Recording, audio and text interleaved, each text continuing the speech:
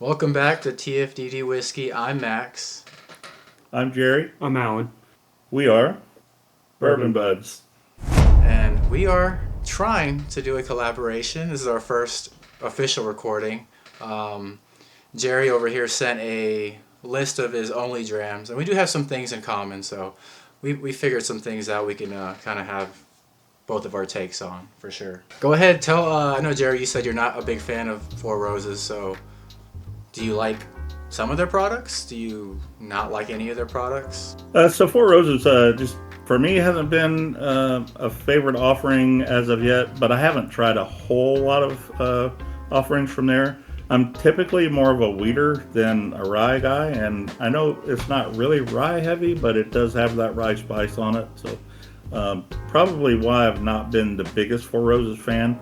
I do want to try the OBSO recipe. The OBSF is the only one I have currently. I think I might like the OBSO a little better, but I haven't been able to find it on the shelf yet. I think Alan's more of a rye fan than I am, so I think he likes his bottle okay. Yeah, from what I've had, it's okay. I've tried other Four Roses products, the LEs. I think the 2025's LEs. It was okay. I've tried some older ones and they're fantastic. But that's pretty much all I've had of Four Roses. Gotcha. Yeah, I have to agree. I, at first, wasn't the biggest fan of Four Roses. Small batch select, okay. The normal single barrel, I liked it a little bit. And I was actually a big fan of the first time I opened this up, the OBSF. But I have to agree. A lot of their products that are higher end are a lot harder to get, so I haven't tasted a lot. I'm really interested to see where Four Roses goes with the future, seeing they just were bought out and under new ownership now. So it's going to be an interesting view or an interesting watch to see where they go and what they do. So yeah, for sure. Well, I mean, I guess with that, I guess we can kind of go on the nose and start it out. All right. We've already got our pours ready here, so. Now, Right off the bat, I'm getting go ahead. a dry cocoa, baking cocoa off the nose. I'm getting a more fruity nose than I am a cocoa nose. Now, are you guys on the nose getting a lot of the mint that's said to be on the label? I don't get any mint on it at all. I get a little spiciness, but I don't think it's mint. If I do, it's very faint. Gosh, if you put the cocoa in your brain, you can kind of get like Cocoa Puffs. I don't know if that's just, it's not sweet, but it's like, it's there. I don't know, you put it in my head. So maybe that mint is mixing a tiny bit, maybe like an Andes mint, maybe. Yeah. I don't get it, man. And then it's just like fruitiness a little bit. Yeah, I get the fruit. The label references the apple, but I don't know if it's an apple that I'm getting. But I'm definitely getting some fruit. Now, one thing that'd be really cool to do, maybe later on, I send you a sample of this one. We compare both of the single barrels of these. Yeah, we talked earlier about different warehouses, different barrels. So I'm sure there is a difference in the bottle and the pour, but it would be interesting to swap samples and see what the differences are. Guess let's go ahead and taste it now. I'm almost getting a little floral note on the nose here, after I've been sniffing for a while. So. Yeah, I get it too. And this is 100 proof. I think it's it's an okay proof. It's not underproofed. It might be better at a little higher proof, but it's not bad where it's at 100 proof. Now, where's your guys' your dream proof? If you had it your way, where would be your perfect proof point? It's a good question, and we've had this discussion on our channel several times. That when I first started my bourbon journey, I was 100 proof, getting over 100 proof was getting pretty spicy for me, and then I kind of graduated, if you will, to Weller 107. So 107 to 110 was my sweet spot. Now I'm up about 120, 125 is my sweet spot. I like that a lot. I do have a few higher proofs that sometimes is a little spicy, but I do like. We have one hazmat bottle that we just bought. It's a cigar blend that it's very, very tasty, but it does not drink. It's 142 proof, and it does not drink it at all. So, that's my bourbon journey grows, my proof tolerance grows, and my sweet spot grows. But Now with me, I think mine would be around 115 to 125. I do enjoy an occasional hazmat. That's very tasty, but we both like the Stag Juniors a lot, and they're usually about 120 to 130, depending on the batch. But that's a pretty sweet spot for me, I think. Yeah. How about you, Max? What's your preference? I'd have to agree. I'm right there. I think if you asked me this question a month ago, I might be like 135 plus. Now I came down. I'm more about the 120, 125 is my sweet spot. The good thing about having a higher proof is you can, one little drop of water just mellows it out enough that it takes that bite away. You still get the hug, but it takes the bite away from it. Yeah, I always gave Tashar on our channel mess because he'd come over and put water in it and drops of water, and I was just like always giving a mess about it. But now I see myself starting to do that as well. I really think it's just the mustache. Mm-hmm. Tashar, cheers to you, buddy.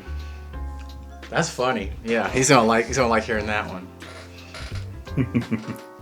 But I like this. I like this a lot more than the normal single barrel. I like it more than the what's it called?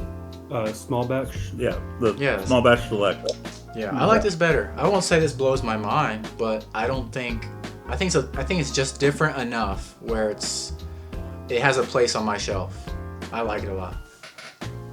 Yeah, and I think my profile, as my bourbon journey grows, my profile is changing a bit. This bottle's not as bad as I first made it out to be when I first bought it. It's still not my favorite pour, but I won't be hesitant to go back to this bottle now. Before, after the first tasting, I was like, nah, not a fan, don't like it. Don't want to go there again. If anybody wants to take the bottle home, you're welcome to it. Now I think it'll sit on my shelf, and I wouldn't mind going back to it. Not my favorite, but I don't mind it. I think it's pretty good. Now that I've developed more into rye, more rye whiskeys, I'm picking up and enjoying the actual rye. I'm picking up the mint. I know first into rye, it was just like baking spice. That's all I could get. Now it's just transitioning to maybe getting more of that mint. So I get a little bit of mint on this, and a little bit of that cocoa comes through as well. And I can see apple too as well. Yeah, I know I get a fruit profile, but I can't quite say yes, that's apple 100%. But I definitely say yes, that's fruit. So, but again, I'm still learning. I'm still growing. So. Hey Max, are you a rye fan or a wheat fan? What's your profile favorite? I think I'm a rye guy. Because I don't know any wheaters that I would say I fell in love with. I think do you guys have a lot of experience with like the old Fitzgerald decanter bottles or any of the I guess maybe higher age ones or no? I've had one pour of Old Fitz 9. Otherwise, we have the Old Fitz 7 here on the shelf, but I have not had any. I've had one pour of the 9, and that's it. I've had last year's. Somebody ended up getting a bottle of last year's Kentucky Bourbon Fest. VVS. Oh yeah, the VVS. We did have a pour of that at the bottle share. That was absolutely fantastic. Yeah, that it was. I remember that now. That was really tasty. Yeah. But other than that, I've had the 7. I think that's it. Yeah, there's when you get down this way, and I'm sure you will before long. We'll have you come down to one of our bottle shares. Whiskey Tango in Ozark, Missouri is one of our favorite places to go and hang out. Friday nights they have a big bottle share.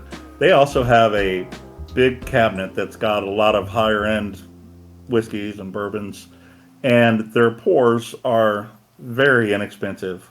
If the Old Fitz 9 pour I was talking about was $9, the Russell's 13 I had was $9.